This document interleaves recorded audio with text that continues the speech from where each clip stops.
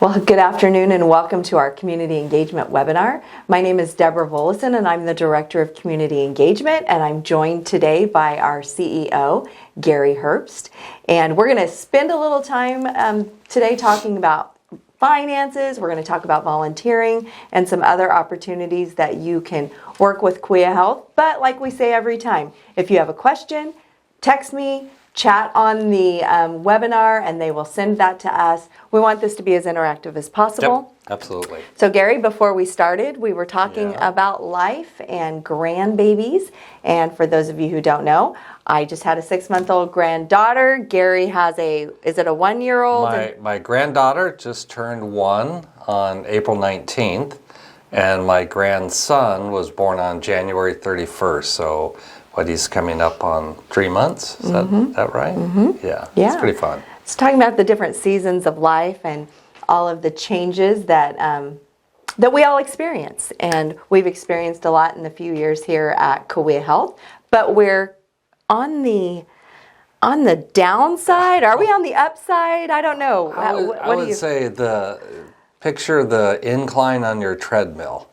So, the last few years it was as steep as it possibly could go. Yeah. And so, it's starting to come down. So walking or running on it is getting a little bit easier. Or do you think that we've just gone through something and we're just stronger and we can handle anything? And I don't know. I'd like to say that. What doesn't kill you makes you stronger. So, we're stronger in many ways, but we're also exhausted in many respects too. So Well, so welcome, Gary, and we're going to cover some of the questions that came in pre-webinar, and so I'll just start.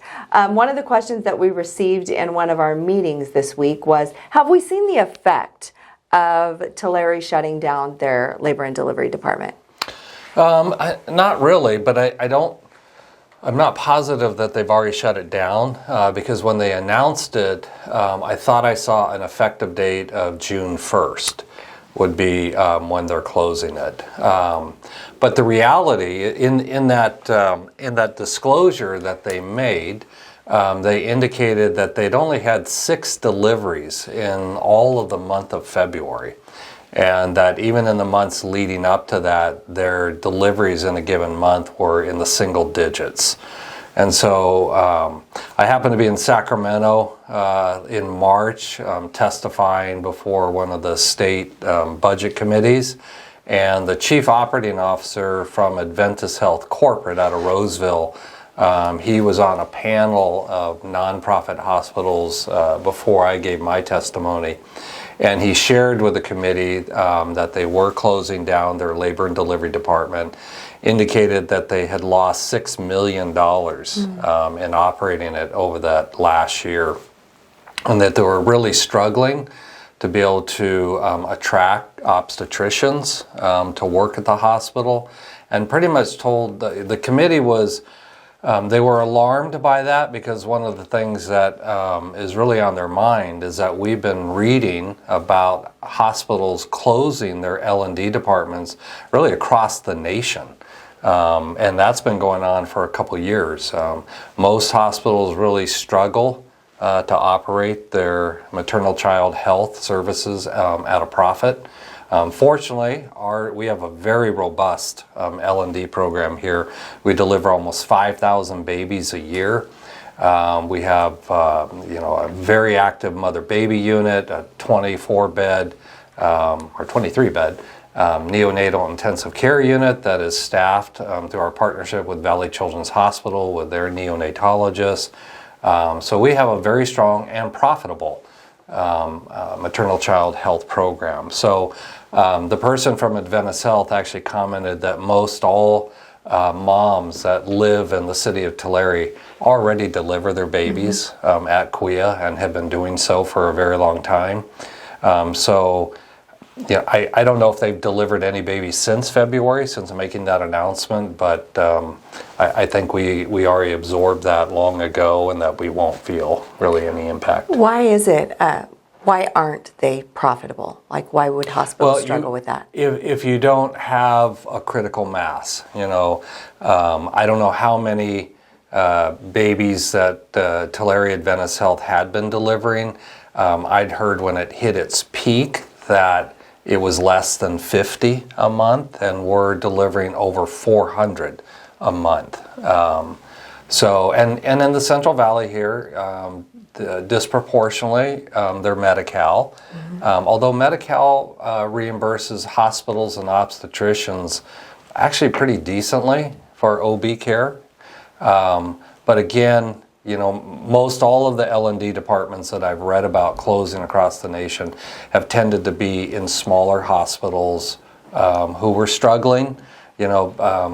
An obstetrician has one of the most difficult jobs of any physician specialty. I mean, you're up 24 hours, you're on call all the time, you're coming in the middle of the night to deliver babies. And, many of our obstetricians are, kind of scaling back, less delivering of babies, more focus on GYN. So I think smaller communities like Tulare have a more difficult time recruiting and retaining obstetricians, and they just don't have enough deliveries to really cover the costs of operating the program.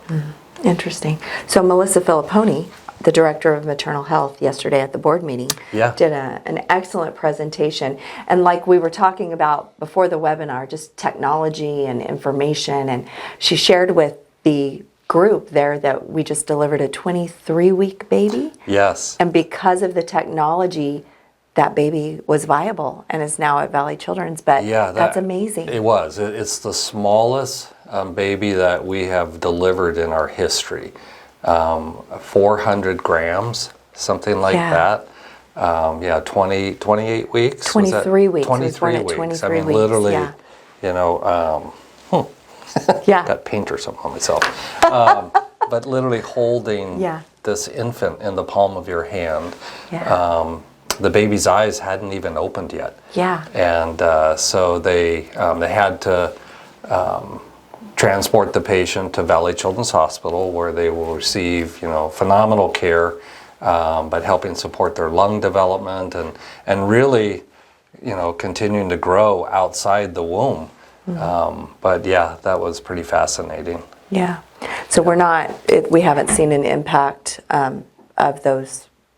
I think people just thought the shutdown was going to just be this huge impact on the community, but the fact that they were not delivering that many babies, it's just I mean, again, we'd already felt the impact. When Tulare first closed in 2018, I think it was, we certainly felt an impact.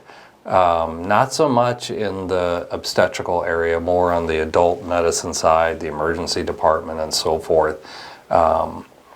But Tulare's, it's licensed for 112 beds. They're only staffing 25 beds in the whole hospital, so their volumes are really on the low end to begin with. We still see a lot of both adult and pediatric patients from Tulare, and again, most all of their babies have continued to be born here. So. Okay. All right. Thank you. So on the bright side, we did hire several of the labor and delivery nurses that were working at Tulare. So labor and delivery and the emergency department is where we have the most challenge in recruiting nurses. They're very, very challenging jobs, very, very busy, takes unique skill, particularly to work in L&D, so it's not like a service or a department that you can just float other nurses from a medical surgical unit into labor and delivery. Completely different skill set. So to be able to recruit some trained, skilled nurses from Tulare was great for us. Okay, and I'll give another plug to Maternal Child Health. We are now doing our birthing classes in person. For several years, though, those were virtual. And then they also offer tours to upcoming parents and new mothers. And so They can. And grandparents too? Is that Sure. You know what? I went on the tour with my children Oh, a great. couple of Okay. months ago, and so Yeah. it's always really great to see inside that space. All right, let's shift to finances. Okay. You have said a couple of times, you've mentioned FEMA. Yes. So we've got the distressed hospital loan, the Yes. distressed hospital loan that we're going to talk about in a minute, but this is something separate, and this is FEMA funds. Yes. So the question is, have we received those? We have not, but we are in regular, almost daily communication with the analyst that has been assigned to us. So the Federal Emergency Management Agency, or FEMA, has declared that COVID is a formal disaster or catastrophic event, similar to an earthquake or a wildfire or a hurricane. So they have been dispersing COVID-related FEMA funds for several years now. We learned that Community Regional Medical Center in Fresno received over $100 million in FEMA funds more than a year ago. But we currently have a claim in front of them for about $62 million. But it has been a painstaking process to demonstrate to FEMA the financial damage that we experienced as a result of COVID. And I have a hard time believing that Community Regional had to jump through these hoops, or any other hospital that's received COVID relief funds. But Melinda Tupper, bless her heart, bless her intelligence and her skill and her talent, and our ISS department has played a huge role in this. But our finance department, our ISS department has literally had to go patient by patient. And if we're claiming reimbursement, looking for FEMA to reimburse us for the cost of very, very expensive traveler nurses, that at one time we had more than 240 at the peak of COVID that were helping us take care of COVID and non-COVID patients. So we have to demonstrate to this FEMA analyst, we have to show, this hour that we paid to the contract agency that provide the traveler nurse, we have to show them that on this day, at this hour of the day, here is the COVID patient that traveler nurse was taking care of. And they can't just be any COVID patient. They have to be in the hospital because of COVID. So if they happen to have been in a car accident or broke their arm or any other really non-COVID related condition, but they had COVID, because if they have COVID, you still have to code the presence of COVID in the medical record and on the bill. And oftentimes, when they had COVID, even though they were in the hospital for something else, they might have needed some oxygen support. They might have needed some, pharmaceutical support to address the COVID condition while they're in the hospital. But we had to go through and exclude any patient that COVID was really secondary to why we're in the hospital. So we've done that.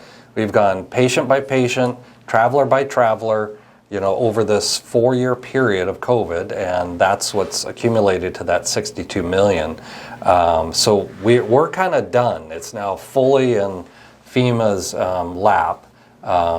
Melinda Tupper, again, our CFO, was reporting last night to our board at our monthly board meeting that she still remains very, very confident that we are going to receive a favorable determination.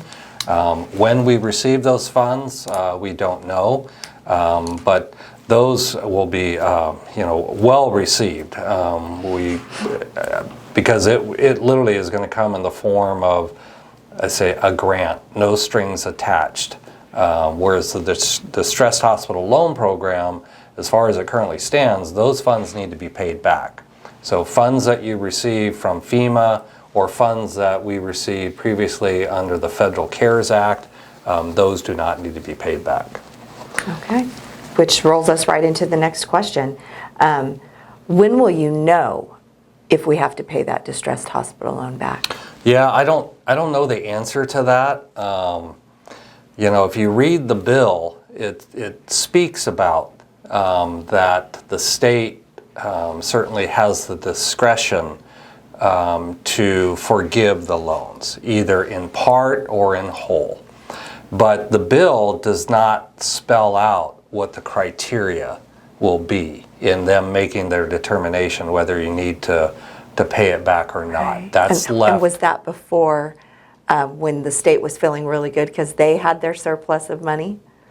Because now that we're kind of backwards. So the $100 billion surplus that the state had, I think, was for their fiscal year ended June 30, 22. Okay. So they did not have a good fiscal year ended June 23.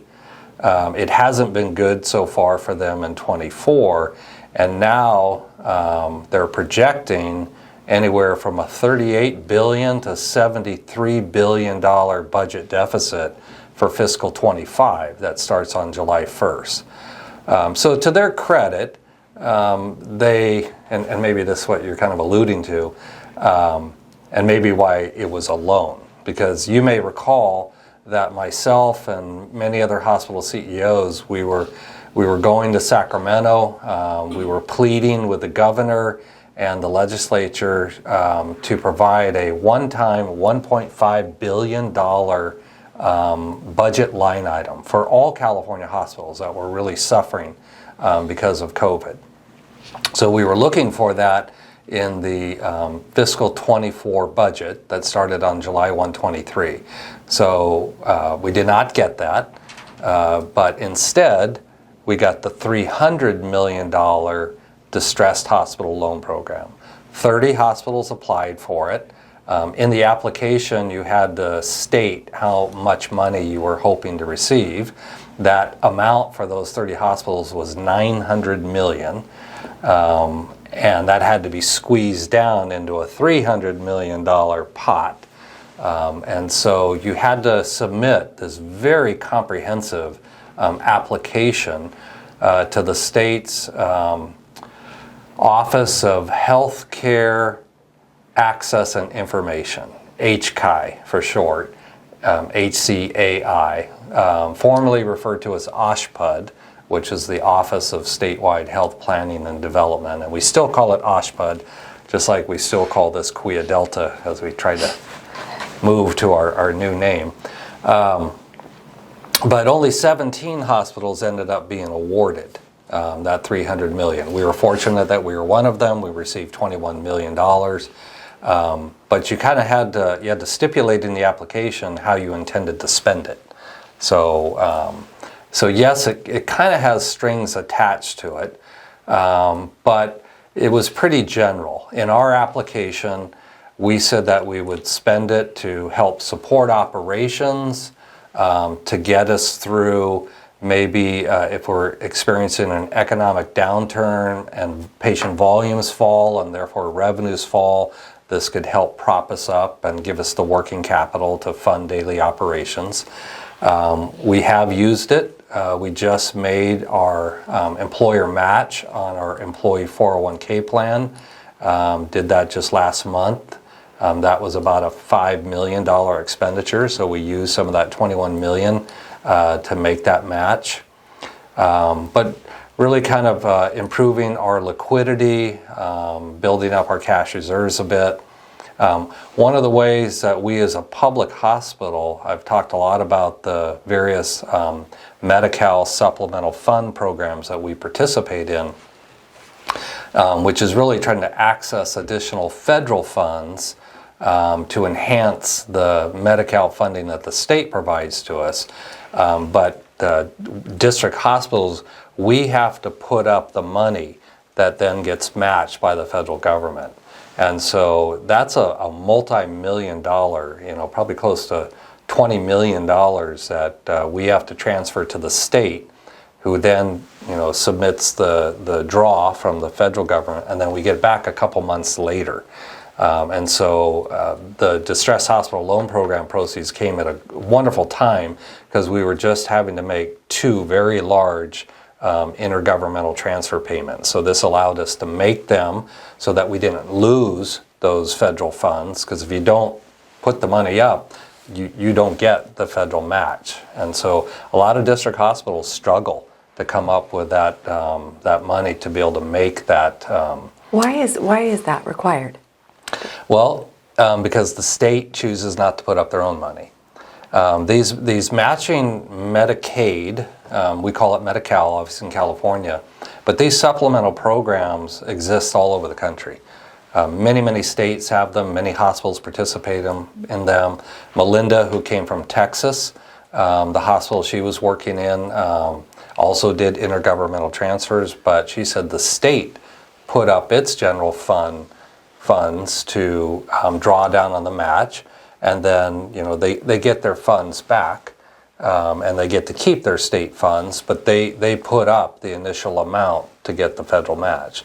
So our state's unwilling to do that, and so we as governmental hospitals are able to put up the money for the state, because government to government. That's why it's called an intergovernmental transfer.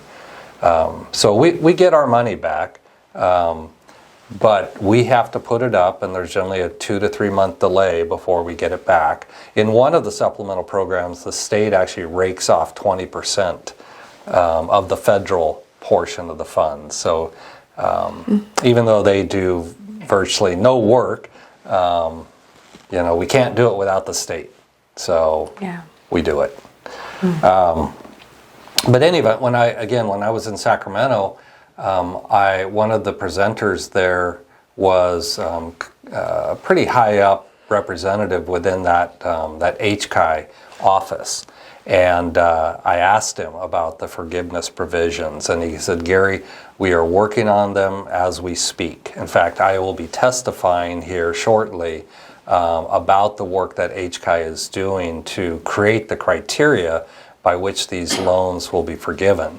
And I know your story, which was very fortunate, because he sat in the office or in the audience while I gave my testimony to the subcommittee, which I told our story and on behalf of all struggling district hospitals. I think more than half of the 17 hospitals that received distress hospital loan proceeds are district hospitals. So definitely district hospitals who tend to serve a disproportionately high number of Medi-Cal and uninsured patients. They tend to be located in more rural areas. They tend to be standalone, so they don't have the big economies of scale that come with the big health system. So they've been really struggling. So he's very aware of how important that forgiveness provision is to us. But I don't know when we're going to learn that. We have to start paying back the loan 18 months from last month. You have to start making payments, monthly payments. It is interest-free, so that's a benefit. But we have to start making payments 18 months from this last March, and we have to have it fully repaid by the 72nd month. So you have 6 years to pay it all back. So I don't know when, maybe within a year. It definitely has to come, I think, before we start paying the funds back. But to hear that they're actively evaluating that criteria is good to hear. But to your question earlier, the governor is staring down a huge budget deficit, and if he forgives those loans, then that's less revenue that's going to flow back to the state. Yeah. All right. We've also, when we've talked about finances, you've talked about growing our way back into the black instead of cutting our way, because we have cut. It's been painful for all of us, and so this person wanted to know what new services are on our horizon. Yeah, I say that a lot. A lot more fun to grow yourself back to prosperity than to cut your way there.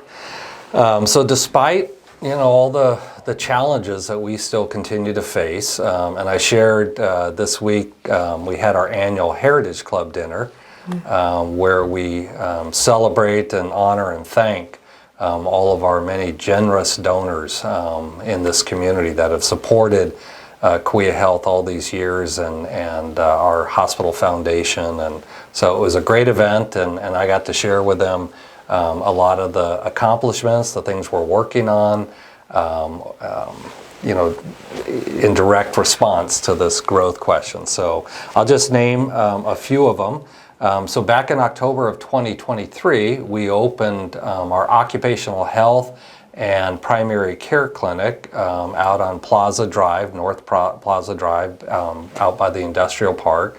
The occupational health piece, very focused on workers and supporting local employers out there, which are obviously many very large employers that have gone into the industrial park. So doing pre-employment screenings, providing occupational health for injuries, workers' compensation,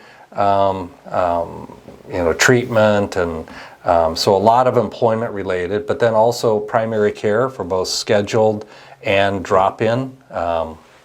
So that's already been in place, but in the coming months we will be adding radiology services out there.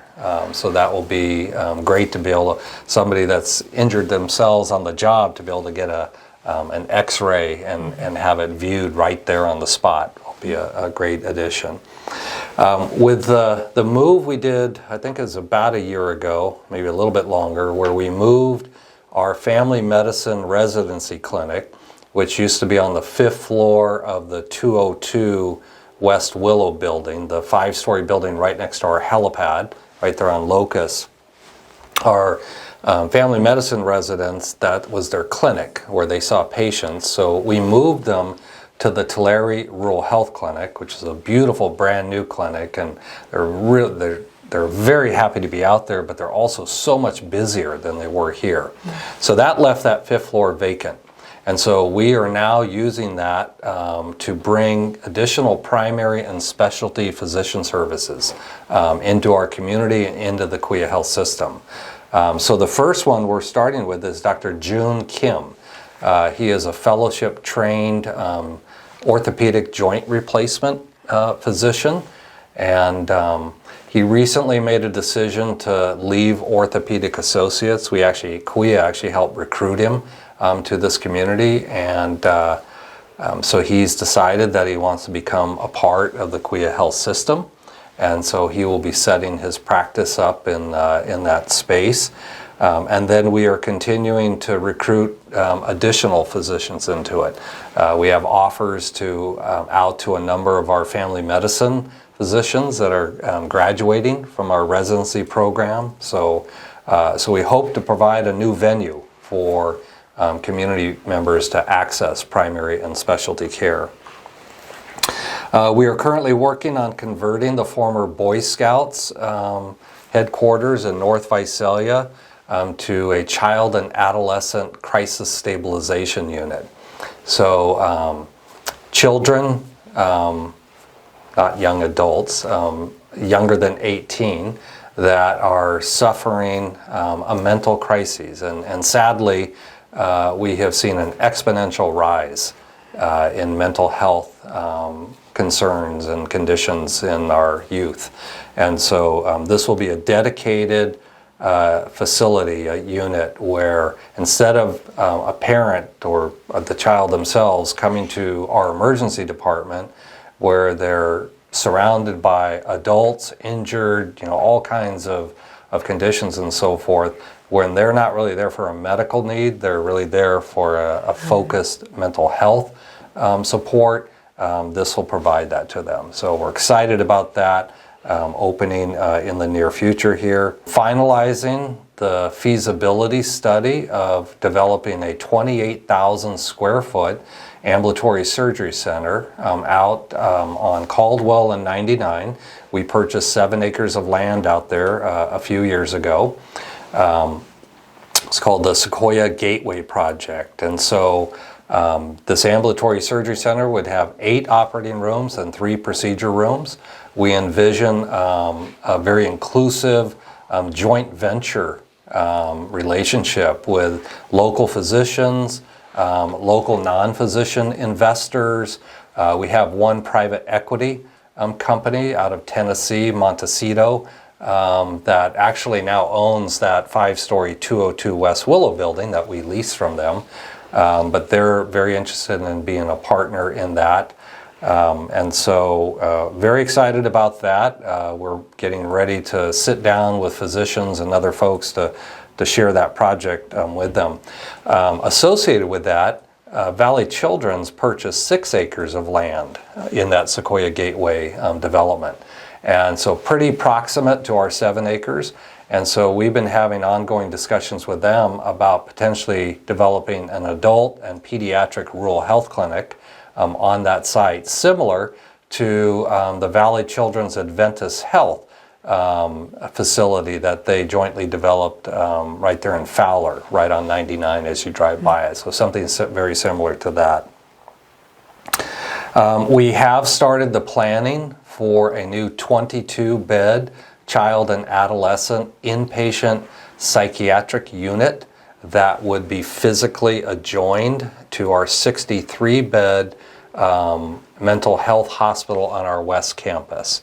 So we received about an $11 million grant from the state to be able to fund the construction of that. So that planning is going on right now. We also, as I shared with the Heritage Club group, we've received over $6 million in grants this past year that are targeted to increasing access to care for our most vulnerable populations in Tulare County. And obviously, at 62% of our residents enrolled in the Medi-Cal program, which means they're living at or below the federal poverty level. It's the highest level of Medi-Cal enrollment in the entire state of California. And so this money was awarded to us specifically to increase access to care. And so definitely looking across our 5 rural health clinics, how we can increase that access, looking at where else could we place clinics, ideally rural health clinics. And specifically, one of the grants was to provide additional access to pregnant farm worker women who have difficulty receiving high quality, timely prenatal care, and so are at higher risk during delivery. And so really trying to bring quality care to them. And then we have a few other projects that are really exciting, but I'm not yet able to reveal those. They're kind of competitive in nature, and so even though it's a public hospital and subject to the Brown Act and everything, there are certain things that come under the cloak of a trade secret. And so there are a few that have been approved by the board, but we haven't executed the agreements yet. And so as soon as they are executed, the board will come out and publicly announce those projects, and I expect that to happen probably just in the next few weeks. So all good stuff, access to new services, and we continue. Again, it'd be really easy to just hunker down, and just, focus on cutting costs and being more cost effective. And we're still doing that. I mean, we've actually launched what we call Back in Black 2.0, where we're looking at all different ways that, again, we can continue to trim our sales and become more cost effective.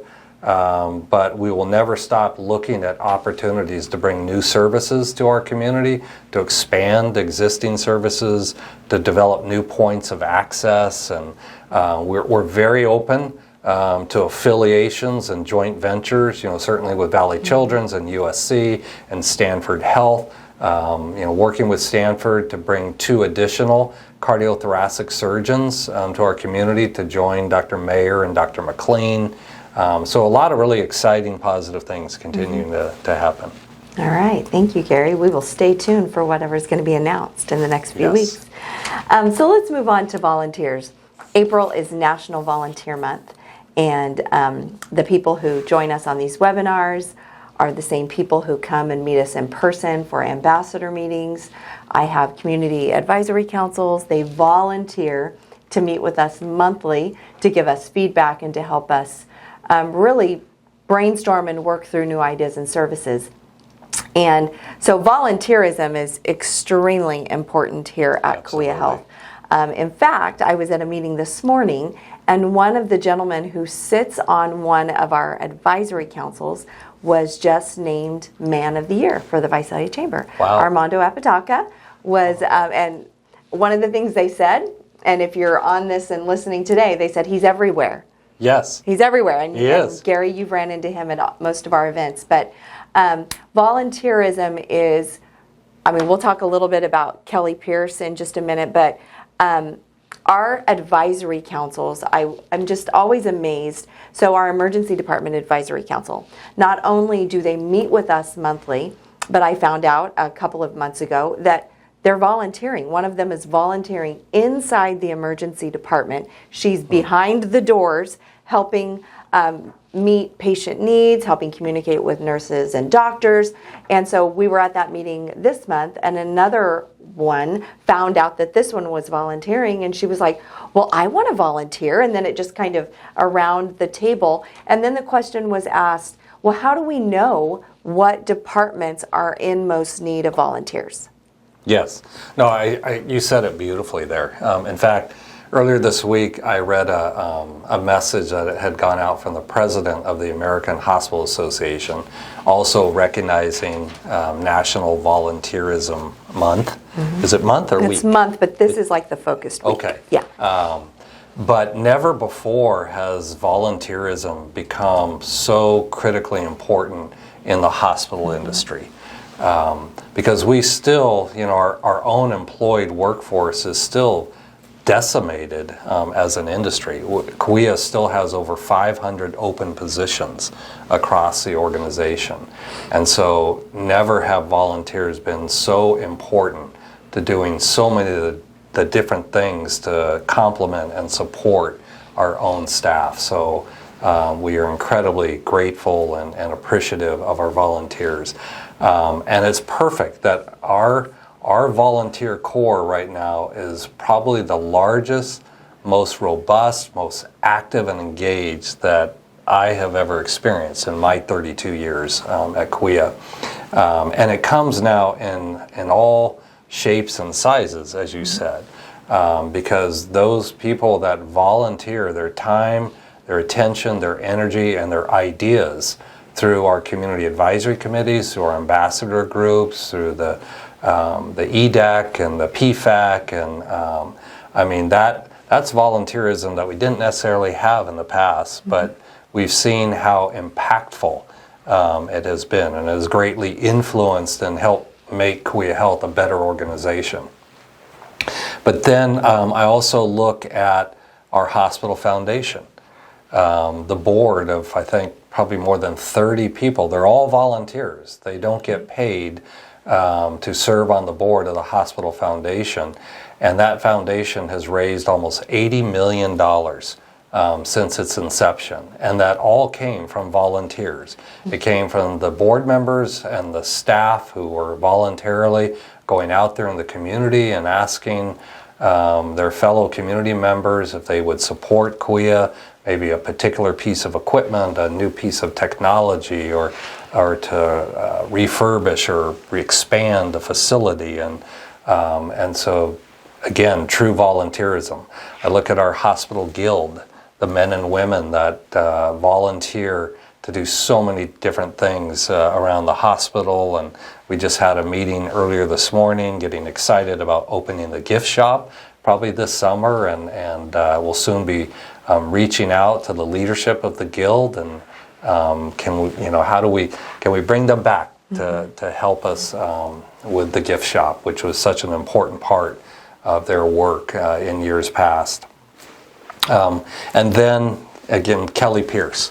Kelly has just done a phenomenal job building that core of volunteers. Her enthusiasm, her excitement.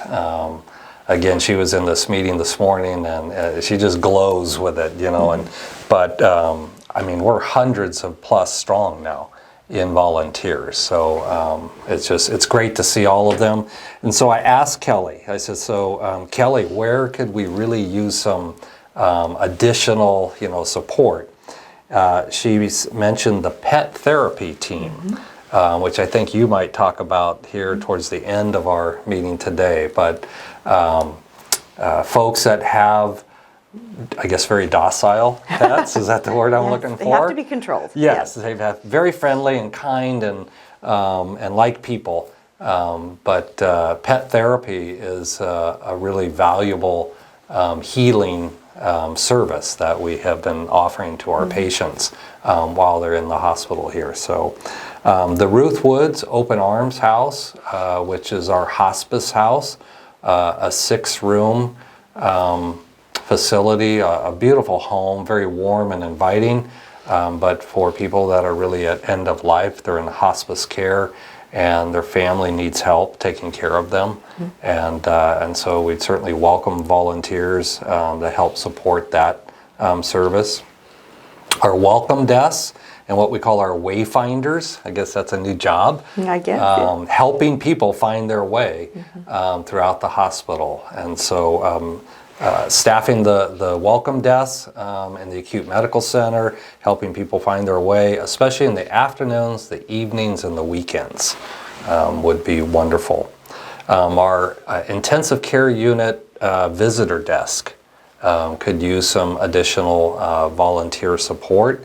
And then lastly, a number of our business areas like finance, human resources, patient accounting, where we need some filing.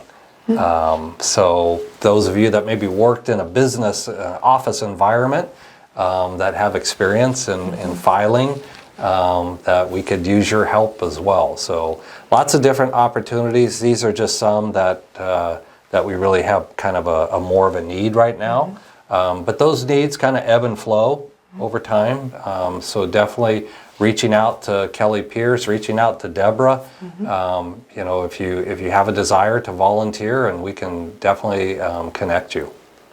Yeah, absolutely. Reach out to me and I'll connect you with Kelly. I want to just kind of follow up on a few of these things that Gary mentioned. The Open Arms House, if you're not familiar with that house, it was a home totally funded by the Hospice Foundation. Yes. And it is really one of a kind in this area. And I've referred a couple of patients there, and most recently I've had a gentleman who I knew the family used that house. And if you're not aware of that, that is a home where, like Gary says, if you cannot care for that loved one, it is a home where they will assist you in caring for them. They do have to be under Cahuilla Health Hospice Services, and you don't have to pay huge amounts of money like you would have to pay for convalescent care or anything like that. It's really based on the family's ability to pay, because that home, just like the Hospital Foundation purchases services and equipment, that home is funded by our Hospice Foundation, which does amazing work philanthropically. And then I want to do another plug for the pet therapy. Kelly said, we are getting so many requests that we cannot fill because 2 of their main service dogs have passed away, and then one of them can't work that many hours, so I don't know if it's an elderly dog. But the question came to me, does my dog have to be a registered service animal to be able to do this? And the answer is no. You know, you can't bring, like I could not bring my German Shepherd in because he's crazy. But if you have a dog that obeys commands and you would trust him around children, if you would trust your dog around children and the elderly, it might be exactly what we're looking for.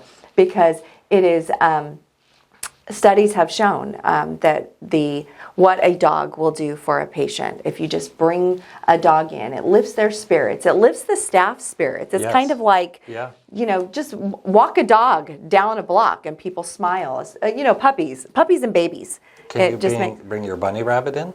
I don't know. Do you have a bunny rabbit, Gary? I do not, but I saw a report just on the news the other day.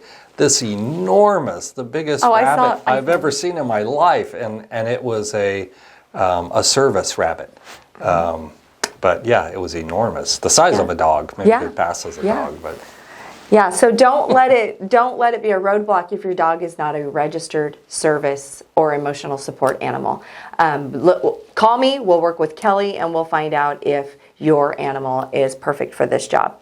I also want to talk about the reflection garden, Gary. Oh, yes. If you drive east on a sequoia wing and you drive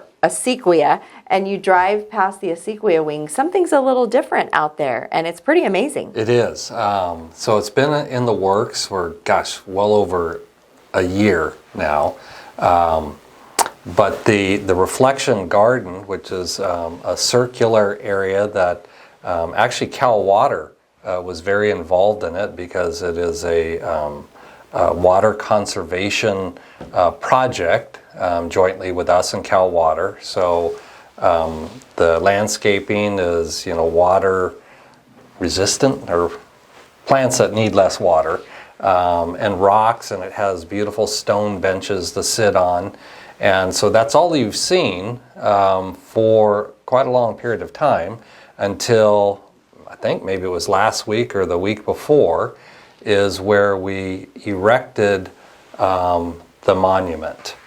And I don't know how many feet tall it is, maybe 20 feet, something like that. It is quite noticeable. As Deborah said, if you're driving east on a sequoia, just about maybe 30 feet off the sidewalk. But through the work of our hospital foundation, they created this monument as a tribute to our patients over the decades of our existence, that really kind of in the last stages of their life, allowed us to be a part of their lives and to care for them. And so it kind of started out as really a place for our employees to be able to sit there and gaze upon the monument, and just a little bit of a time to step away from sometimes the very difficult care that they're providing to a patient that might be at the end of their life. And so just a place to meditate, a place to think, and but it's not just for employees, it's also for visitors and family members, and just a quiet spot just to come out and reflect, hence the reflection garden. But there's a beautiful poem that's inscribed on the monument, both in English and on the other side in Spanish, that was written by one of our employees. And it is beautiful, it is thought-provoking, but it also gives tribute to that life that was left behind. So we'll have a kind of not a grand opening, but a ceremony. I think it's during Hospital Week, which starts on May 12th. So sometime during that week. It also is lighted, so that at the very top of the pinnacle of it, it will be lit at night. So really kind of casting, shadows on the reflection garden and everything. So really beautiful. And it ties back into volunteerism, because we've been asked, well, who paid for that? So it's a partnership with Cal Water, but the pavers were purchased by community members. They paid for the pavers, and they're inscribed. And employees. Yes, employees. And when you walk around the reflection garden, you'll be able to read the notes that people wrote about Kuya, or a nurse, or somebody that helped them. And then, of course, the main monument was donated by a foundation donor. And so just community volunteerism, philanthropy. And on May 21st is when that reflection garden unveiling is going to be. And so we'll get more information out about that. But we cannot talk about volunteerism without talking about Kuya Health employees. Because over 50%, Liz Wynn, who is in charge of our foundation, was telling us the other day that over 50% of our employees give back financially to the foundation. And Gary sits with our new employees on their first day of work here in orientation. And the foundation actually has a small amount of time during that orientation where they go in and introduce themselves to new employees. And then employees get the opportunity to sign up to give that very first day. They haven't even received a paycheck. Right. So it's, you know, it's like our culture here and our Cahuilla Health family, that is very important to us, that we not only work here, but that we become involved here by giving financially. But then on top of that, Gary, we also have an amazing team that gives of their time, they give of their service out in the community. And so we're doing a Cahuilla Helps project on Saturday where we're going to be packaging groceries for their food handout. So we believe in volunteerism here, not only to receive it, but to give it. Yes. And so I think that is just a fabulous shout out to our employees and to thank them for everything they do, whether it's giving their time or their treasure. Yeah, I'll add to that. So way back when, I guess in the mid 2000s, when we were constructing the Asequia wing, which opened in 2009, a cost of $200 million. We did only the second general obligation bond that we ever have done in our existence. Our community passed a bond measure to raise $51 million, which in my opinion, that is also another form of volunteerism. When you voluntarily voted yes Tax on yourself, Measure yeah. M to tax yourself and to contribute your financial resources to Cahuilla to help build that tower. But we also launched a major fundraising campaign to raise, I think it was like $8 million. Well, we surpassed that. We raised $12 million towards that Asequia wing.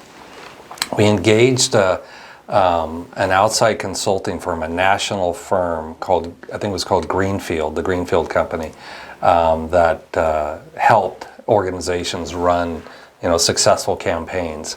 And they commented, to your point, that they had never seen such a high level of employee giving as what they saw here. That the percentage of our employees that contributed to that specific capital campaign, but just contributed to our foundation on a regular basis, was one of the highest they'd seen in the nation. And that we should be very proud of that, which we absolutely are. But then also, you're right. Our employees who give their all while they're here, but then serve on the boards of organizations throughout the community, or give to them, donate to them, both their time and their resources. Deborah and I have been out at Salt and Light a few times, and I tell you, it's one of the most fulfilling things. I mean, I feel so good working side by side with my Cahuilla employees out there, cooking meals for the homeless, or sorting and packing, and it's a good feeling, volunteering and helping others. Yeah, it is. Okay, Gary, our time is up. So yeah, no chats come in, nothing. No, Wow. All right. Well, there was a new face at the board meeting yesterday. Yes, actually, yeah. Thank you for that. So yesterday, 4/24/24. was the first day of work for Dr. Paul Stefanacci. Dr. Stefanacci is a retired cardiothoracic surgeon, so a cardiac surgeon, that worked up in Fresno at St. Agnes for many, many years before he retired from clinical practice and went into hospital leadership. So he is coming to us from United Health Services, a very large health system on the East Coast, based out of King of Prussia, Pennsylvania. But Dr. Stefanacci served as their Chief Medical and Quality Officer for about a decade, and we were able to entice him to come back to California, to come back to the Central Valley. And so he is now our new Chief Medical and Quality Officer. A big shout out to Dr. Tom Gray, who retired as our medical director of quality safety and was a retired emergency medicine physician who did retire from Kuya Health. But then we were able to convince him and his wife Mary to let him come back to Kuya and serve in the interim role of Chief Medical and Quality Officer. So I don't think anybody's more happy to see Dr. Stefanacci arrive yesterday, but we just want to say thank you to Dr. Gray for once again stepping up as he always does to help serve his community and support Kuya. So I think that's about it. We're about out of time. So thank you again for joining us for this month's session of the Community Engagement Huddle. And so thank you for your advanced questions. Keep them coming. And you don't have to wait till our formal conference next month. You can shoot Deborah an email, and we'll try to get it answered even in advance. But definitely send your questions. We want you to be well informed and to feel confident in serving in your role as an ambassador of Kuya Health. So I hope you all have a wonderful weekend, and we'll see you soon.